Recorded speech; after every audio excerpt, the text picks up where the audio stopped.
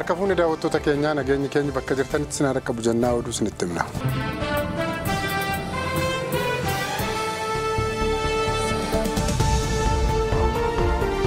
Bittaa xaa'oo wal qabatee aangawoonni kasaaraa qarshii biiliyoona 5 fi kitila 600 ol geessaniiru jedhamuun himataman. Aangawoota mootummaa faayidaa isaaniif hin malle argachuuf yookaan argamsiisuuf dambiilee bittaa xaa'oo cabsuun kasaaraa qarshii biiliyoona 5 fi kitila 600 ol geessan jedhamuun shakkaman irratti himanni malaammaltummaa cimaan banamuun gabaafameera. Abbaan alangaa ministeera haqaa himata sadaasa 21 dhiyeessuun sadaasa gaafa 24 bara 2025 mana murtii olaanaa Lidataa Dhaddacha dhimma yakka malaammaltummaa maatti himatarratti baneera. Himatamtoonni kun seera adabbii yakkaa 32 muraa tokko labsii yakka malaammaltummaa to'achubbee 881 muraa 2007 keewwata 9 keessatti tokko fi 2 darbuun taayitaa isaanii seeraan ala fayyadamuu jedhuun yakka malaammaltummaa irratti hirmaachuun shakkamanii akka himataman riippoortarri gabaaseera. Abbaan alangaa aangawoota koorporeeshinii hojiilee qonnaa Itoophiyaa 7 hojii raawwachiisaa itti aanaa geejjiba galaanaa fi loojistiikii hoogganaa olaanaa ministeera qonnaa tokkoo fi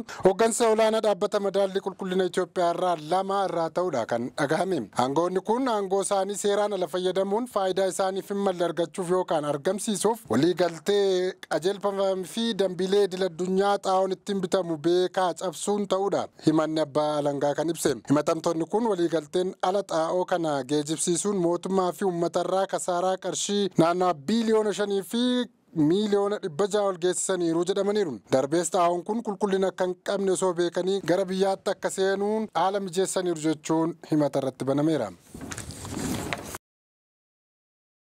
Abbootiin dhaabbilee beeting ispoortii jedhaman qarshii biiliyoona 100 miliqsuun shakkamaniiru jechuun poolisiin to'ateera. Abbootiin qabeenyaa dhaabbilee beeting ispoortingii fi tumsitoonni isaanii qarshii biiliyoona 100 mootummaaf galii ta'uu qabu ture miliqsuun shakkaman to'annoo jala oolfamaniiru. Tajaajilli nageenya odeeffannoo biyyaalessaa ibsa kaleessa baaseen kana kan ifoomse yoo ta'u, dhaabbileen beeting ispoortii fi dhaabbileen sirna kaffaltii dhiyeessan fiinteek yookaan agrigeetar jedhaman irratti tarkaanfii fi to'annoon hordoffii godhamaa akka turedha kan dhagahame. Hordoffii kanaanis dhaabbileen eeyyama qaban garuu dambiilee eeyyamichaan hojjechaa hin jirre dhaabbileen gochaalee seeraan ala irratti bobba'uun eeyyamni isaanii jalaa haqame akkasumas dhaabbileen eeyyamaa hin qabne intarneeta fayyadamuun gocha seeraan alaa irratti bobba'uun namoonni shakkaman 24 to'atamaniiru. Dhaabbileen kun tooftaalee kaffaltii maallaqa garaagaraa fayyadamuun gibira haga kaffaluu qaban osoo hin kaffalin hafaniiru jechuun poolisiin himateera. Kiriptookaarensii dabalatee tooftaalee daddabarsa maallaqaa idil-addunyaa fayyadamuun maallaqa argatan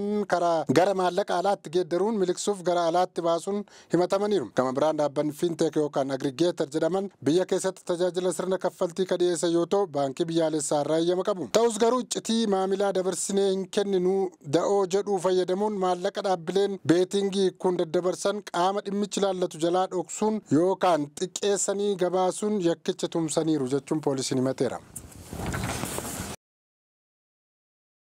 Qaamni seerummaa isaa akkaataa waliigaltee Piriitooriyaatiin haga bakkatti deebi'utti naannoo Tigraay keessatti filannoon hin adeemsifamu jedhe Adda Bilisummaa Uummata Tigraay. Adda Bilisummaa Uummata Tigraay filannoon biyyaalessaa otoo hin geenye qaamni seerummaan isaa bakkatti akka deebifamu gaafateera. Obbo Mikaa'el Asgidoom dubbii himaa Adda Bilisummaa Uummata Tigraay mootummaan federaalaa waliigaltee Piriitooriyaa kabajuun qaama seerummaan dhaabbatichaa bakkatti deebisuu qaba jedhani. Adda Bilisummaa Uummata Tigraay kun mallattoo kana kan mallatteesse qaama hawaasni idil-addunyaa beekamtii kennee fi seeraan ala beekamtii seeraa qaburraa mulqamee jechaan falmanii beekamtii qaama seerummaa bakkatti deebisuun qaama maraaf kan fayyadu kan kanaan achii garuu waan fudhatama hin qabnedha jedhaniiru. Kanaafuu filannoo marsaa 7ffaa biyya kana keessatti adeemsifamuuf jira jedhamee yaadamus Adda Bilisummaa Uummata Tigraay beekamtii isaa duraatti yoo hin deebite naannoo Tigraay keessatti filannoon tokko yoo kan adeemsifamne himaniiru. Dhimma kanaa wal qabatee gama mootummaatiin aga oduun kun qophaa'etti wanti jedhame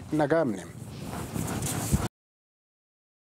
Bulchiinsi Tiraamp lammiilee biyyoota 19 giriin kaardii argatanii deebisee qorachuuf akka jiru beeksise. Hoogganaan tajaajila lammummaa fi godaansa Ameerikaa Joosef Edlow pirezidaantiin Ameerikaa giriin kaardii namoota biyyoota nu yaaddessuu jedhamanirraa bal'inaan irra deddeebiin ilaalamuu qaba jechuun na ajajaniiru jedhani. Giriin kaardii biyyoota kamiitu irra deebiin ilaalamuuf tarree keessa galee jedhee BBC'n qoradheera jechuun akka baasetti dhaabbatichi labsii waxabajjii darbe White House baasee eeruun Afgaanistaan, Kuubaa, Haayitii, Iraan, Somaaliyaa fi Venezuelaa fa'aa keessatti tarreeffamanii akka jiranidha kan dhaga'ame. Murtoon kun ka darbee roobii darbee Washington DC'tti lammiin Afgaanistaan loltoota nagaa eegdota biyyattiitti dhukaasee 2 madeessee 1 orgaajjeese jedhamee shakkamee boodadha. Shakkamaan maqaan isaa Rahamanullaa Laakaawunuwaal jedhamu bara 2021 ture gara Ameerikaa kan deeme. Kunis yeroo Ameerikaan Afgaanistaanii baatee sagantaa lammiilee biyyattiif eegumsa kennuu dhiyeessiteen achi gale.